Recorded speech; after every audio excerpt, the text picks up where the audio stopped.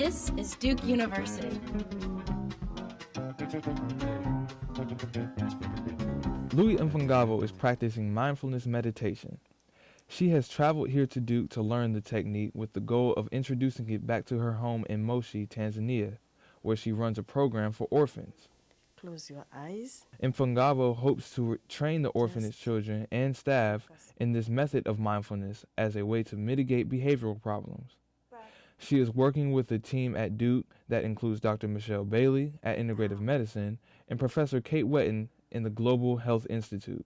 We are supporting orphans, more than 3,000 in the community, but we are working also closely with other organizations which are taking care of children in orphanages.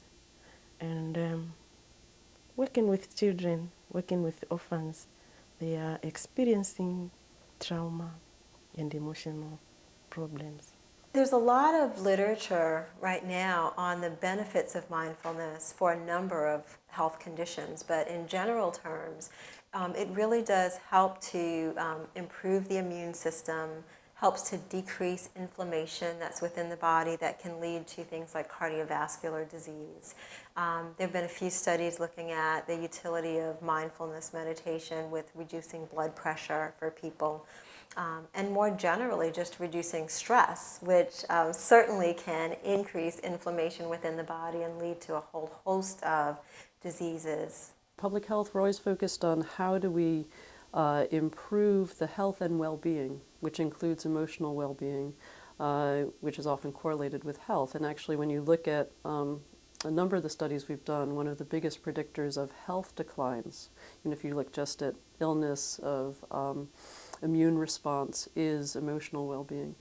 And so what we're doing is seeing if there's a way that we can integrate programs that will help with emotional well-being that will also influence health. It's been looked at in some middle schools, and they have found that the rates of fighting decreased, but also for these particular students that the rates of attendance in class increased. And so again, I think it's intervening at a point that's allowing them to really think about the decisions that they make instead of being more reactive. If this is successful, we'll then be able to see if this works in other areas. And Mama Louie and KIWAKKUKI is ready to start to expand this, and we're ready to help her do that if that works. And I think going back, I will help many children, help the caregivers so that they can help their children also. Produced by Duke University. Online at duke.edu.